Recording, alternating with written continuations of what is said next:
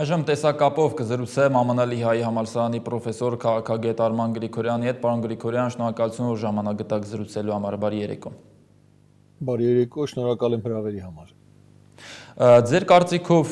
ուր կարող է հանգեցնել Մերձավոր Արևելքում Իրանի շուրջ իրավիճակի այս լարումը, որովհետև պաշտոնամուտից հետո եւ որ Իսրայելի վարչապետը մեկնել էր Վաշինգտոն հանդիպել Թրամփի հետ, Թրամփն ասել էր, որ Իրանին հարված հասցնելու մտավախությունները չափազանցված են, որ Իրանը բավական ուժեղ է, բայց իրենք շարունակել են կոշտ-ճնշում գործադրել Իրանի վրա։ Եվ վերջերս էլ Թրամփը նամակ էր հղել Իրանի ղեկավարությանը, առաջարկելով միջուկային գործարքի գնալ, համաձայնության գնալ, հակառակ դեպքում սպառնալով հետևանքներով։ Հիմա ինչ որ բան է փոխվել, որ կրկին իրավիճակը լարվել է եւ Միացյալ Նահանգները որոշել է Եմենում հութիներին հարվածել այն ուժերից մեկին, որը որ Իրանի ձևորած դիմադրության առանցքի մաս է կազմում։ Ես կարծում եմ, որ Իրանի պարագայում Թրամփի քաղաքականությունը անընդհատ այդ անհետևողական այդ տպավորությունը թողնում է այն պատճառով, որ Միացյալ Նահանգների ներսում շատ սուր պայքար է ծավալվել Միացյալ Նահանգների անվտանգության էստաբլիշմենտի, կարելի է պայմանականորեն ասել, երկու հատվածների միջև, որոնցից մեկը շատ ագրեսիվորեն է տրամադրված Իրանի նկատմամբ եւ կողմնակից է Իրանի դեմ ռազմական ինչ-որ ակցիա իրականացնելուն, որը համարում է, որ Իրանի միջուկային ծրագիրը մեծագույն սպառնալիք է թե ռեգիոնալ անվտանգությանը, թե Միացյալ Նահանգների շահերին, եւ որը համարում է, որ նման բան թույլ տալ չի կարելի թույլ տալ, որ Իրանը այդ աստիճան մոտենա միջուկային զենք ունենալու այդ մակարդակին, Իրանի միջուկային ծրագիրը։ Դրան հակակշռող ուժեր նույնպես կան, որոնք համարում են, որ Միացյալ Նահանգներն այս պահին պատրաստ չեն նման մեծ գործողության, որ դա չի կարող լավ ավարտ ունենալ Միացյալ Նահանգների համար, ելնելով մասնավորապես Աֆղանստանի ու Իրաքի փորձից, իսկ Իրանը շատ ավելի լուրջ երկիր է, քան Աֆղանստանն ու Իրաքը։ Եվ խոսակցություններ կան այն մասին, որ Միացյալ Նահանգները լավ ռազմական ընտրություն չունեն այնտեղ, ռազմական գործողություն իրականացնելու լավ տարբերակներ չունեն, եթե դա սահմանափակվի միայն օդային հարվածներով, դա դժվար թե իր նպատակին ծառայի, Իրանը կարողություն ունի վերականգնելու այն ամենը, ինչ որ հնարավոր կլինի վնասել նման օդային հարվածի պայմաններում, իսկ եթե խոսքը գնում է օկուպացիայի մասին, ռեժիմը փոխելու մասին, դա շատ ավելի լուրջ զոհողությունների, ծախսերի եւ միջազգային անկայունության հետ է կապված, դրան աջակցող ուժերը նույնպես հայտնի չի, թե դրան բացի Իսրայելից ով կարող է աջակից լինել նման գործողությանը, հետեւաբար այդ դիմադրությունը նույնպես կա։ Եվ շատ հաճախ այդ տարբերությունները, որ նկատելի են Տրամփի հայտարարությունների մեջ, ինձ թվում է այդ պայքարի դրսևորումներն են եւ իհարկե այդ պայքարն էլ երբեմն ազդվում է այս կամ այն իրադարձությունից, այս կամ այն փոփոխությունից ռեգիոնում, չգիտեմ, հութիները ինչ որ գործողություն են իրականացնել եւ իրականացրել դրանից հետո այդ պայքարի կողմերից մեկը կարծես թե համարում է, որ դա իր արգումենտի, իր դիրքորոշման հաստատումն է եւ ճնշումը մեծացնում է։ Ես ուրիշ բացատրություն չունեմ համենայն դեպս այդ խիստ իրարից տարբերվող ու հաճախ անհետևողական դիրքորոշումների Տրամփի կողմից։ Այս ամենը հաշվի առնելով ձեր գնահատման որն է ամենաիրատեսական սցենարը, որ ի վերջո բանակցությունների միջոցով Միացյալ Նահանգները փորձելու է զիջումներ կորզել Իրանից, որտեղ մենք ունենք իրենց հայտարարություն, որ իրենք չեն պատրաստվում բանակցել Միացյալ Նահանգների կողմից ճնշումների պարագայում։ Թե ամեն դեպքում, եթե իրանական կողմից զիջումներ չլինեն կամ բանակցություններ Միացյալ Նահանգների պայմաններում, ապա ստիպված ռազմական սցենարն է իրագործվելու։ Ինչի սպասել Մերձավոր Արևելքում, որտեղ սա շատ կարևոր է նաև Հայաստանի անվտանգության տեսանկյունից։ Շատ կարևոր է Հայաստանի անվտանգության տեսանկյունից։ Ես այսպես պատասխանեմ ձեր հարցին։ Սրանից մի որոշ ժամանակ առաջ Միացյալ Նահանգների ժամանակին 90-ական թվականներին Եվրոպայում ՆԱՏՕ-ի գլխավոր հրամանատարը, ՆԱՏՕ-ի ուժերի գլխավոր հրամանատարը գեներալ Ուեզլի Կլարկը մի սենսացիոն հայտարարություն արեց, որ ուրեմն սեպտեմբերի 11-ից հետո, երբ նա Պենտագոն էր գնացել ու զրուցում էր այնտեղ ինչ որ որոշ պաշտոնյաների հետ, նրան մի փաստաթուղթ էր ներկայացրել, որ 7 երկիր կա, ինչ որ ցուցակում, որոնք ամերիկյան նեոկոնսերվատիվները, որոնք շատ սերտ հարաբերությունների մեջ էին Նեթանյահուի հետ, Իսրայելի կառավարության հետ,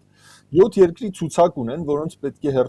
որտեղ հերթով պետք է ռեժիմի փոփոխություն իրականացնել։ Դրանց մեջ մտնում էին եւ Աֆղանստանը, եւ Իրաքը, եւ Լիբիան, Սոմալիան, չգիտեմ, էլի մի երկու երկիր կար, եւ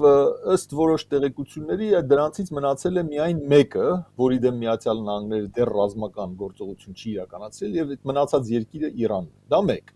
Երկրորդ բոլորովին գաղտնիք չի, բոլորս շատ լավ գիտենք, որ Իրանը Իսրայելի համար առաջին թիրախն է այսօր, ամենամեծ խնդիրը,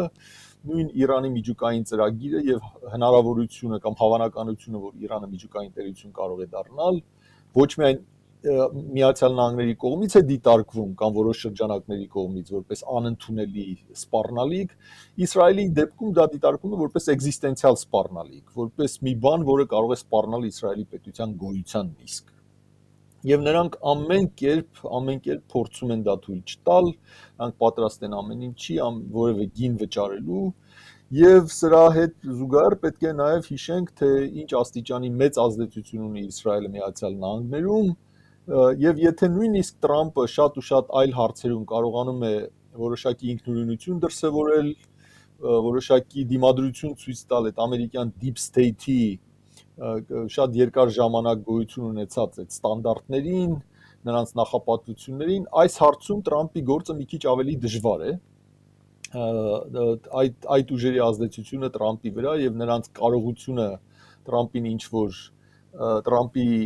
որոշումների վրա ազդելու շատ ավելի մեծ է։ Հետևաբար կանխատեսում անելու փոխարեն ես ընդհանրապես այս պատկերն եմ ձեզ ներկայացնում, թե ինչ պայքար է գնում Վաշինգտոնում, ում միջև, բայց այսինքն ենթադրել կամ բանանել, վստահ կանխատեսում անել, թե այդ պայքարում ի վերջո ով է հաղթած դուրս գալու շատ դժվար է։ Համենայն դեպս մինչև վերջին շրջանը այդ Իրանին հարվածելու դեմ հանդես եկող ուժերը, դրանց մեջ մտնում է նաև ռազմական վերնախավի մի որոշակի շրջանակ, քանի որ նրանք համարում են, որ լավ տարբերակներ չունեն Իրանի դեմ, նրանց հաջողվել է դիմադրել առայժմ այդ փորձերին, այդ ճնշմանը, բայց քանի զարգանում է Իրանի միջուկային ուրեմն ինֆրաստրուկտուրան, քանի ավելի Իրանը կարողություն է ձեռք բերում միջուկային զենք արտադրելու, ավելի մեծ հարստացված ուրանի պաշարներ կուտակելու եւ այլն, այդ ճնշումը գնալով ահագնանալու է Իրանին հարվածելու եւ ես համենայն դեպս հույս ունեմ, որ Իրանին հարվածելու քաղաքականության